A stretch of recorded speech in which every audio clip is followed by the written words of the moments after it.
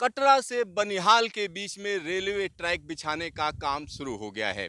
और जिस जगह पर हम खड़े हैं, ये जगह अपने आप में खास है। खास इसलिए है क्योंकि दुनिया का सबसे ऊंचा मेहराबदार पुल मेरे पीछे है। और बक्कल एंड पर हम मौजूद हैं और हमारे साथ खुद रेल मंत्री अश्विनी वैष्णव जी मौजूद हैं। और एक खास मौका है। सर, ये पुल क्या कहेंगे? बहुत ही शानदार इंजीनियरिंग की मिसाल है ये पुल चिनाब के ऊपर बना हुआ।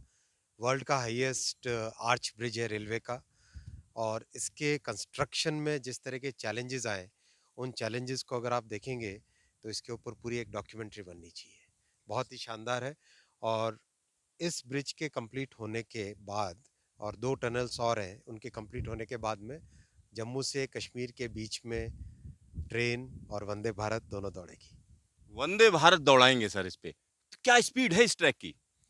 इस ट्रैक के कंस्ट्रक्शन में बहुत सारी चीज़ों को ध्यान में रख के इसकी ट्रैक की यहाँ पे 100 kmph की स्पीड का रिस्ट्रिक्शन रहेगा, लेकिन वंदे भारत इस पे दौड़ेगी। हर चीज़ के लिए डिज़ाइंड है। देखिए, इसमें आप अगर फाउंडेशंस देखें, फाउंडेशंस में मैक्सिमम चैलेंज आता है, क्योंकि हिमालयन माउंटेन्स यंग माउंटेन्स हैं।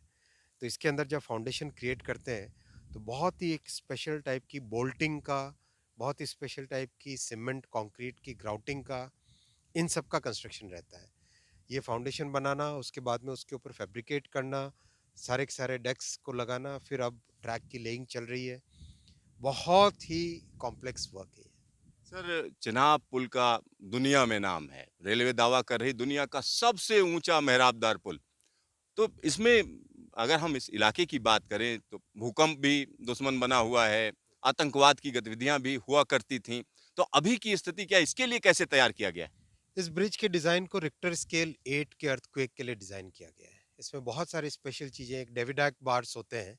डेविडाक बार्स इसके अंदर फाउंडेशन के अंदर कई जगह लगाए हुए हैं।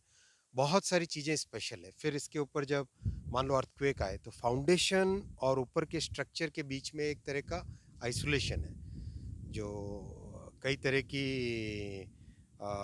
मैकेनिज़्म्स होती हैं, जिससे फाउंडेशन मूव करे, ऊपर का सिस्टम मूव ना करे।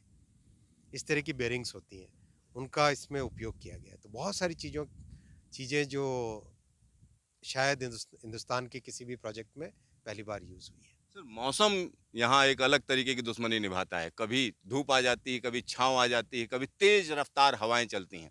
उसके लिए क्या सोचा? यहाँ पे सबसे बड़ा एक फिनोमिनन होता है फनलिंग इफ़ेक्ट। ये देखो, आप इस तरफ भी पहाड़ है, इधर भी पहाड़ है। इसके बीच में जो वैली है, इस वैली में कई बार विंड स्पीड्स बहुत तेज़ हो जाती है। तो इसकी ब्रिज की डिज़ाइन हुई है 260 kmph की स्पीड पे विंड्स रहे, तो भी कोई दिक्कत ना आए, उस हिसाब से डिज़ाइन किया। फिर जैसे ट्रेन चले और हेवी विंड हो, तो डिफ्लेक्टर्स लगाए जा रहे हैं, जिससे कि विंड डिफ्लेक्ट होके चली जाए, ट्रेन के ऊपर से एक टनल की तरह बना के निकल जाए, लेकिन ट्रेन के ऊपर कोई इम्पैक्ट नहीं पड़ेगा, उसके बीच में से वो विंड की टनल की तरह बन जाएगी। बहुत अच्छे मैकेनिज़्म से आगे जब जाएँगे देखेंगे। सर, 65 kmph पे तो साइक्लोन होता है। और 260 और 266 मैंने सुना था, उसके लिए फिट है। तो यहाँ पर एक और चीज मैंने सुनी कि इसका जो रंग है या इसमें अलग तरीके का पेंट इस्तेमाल किया गया, उसके बारे में क्या कहेंगे?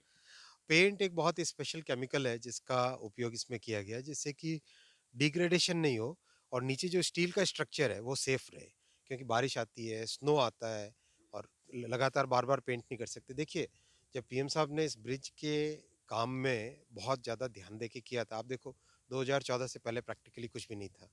काम तो 2005 में चालू हुआ था, 2006 में, लेकिन शुरू वाले पीरियड में कुछ नहीं हुआ। 14 के बाद में, विशेषकर 16 के बाद में इस ब्रिज पे काम बहुत हुआ।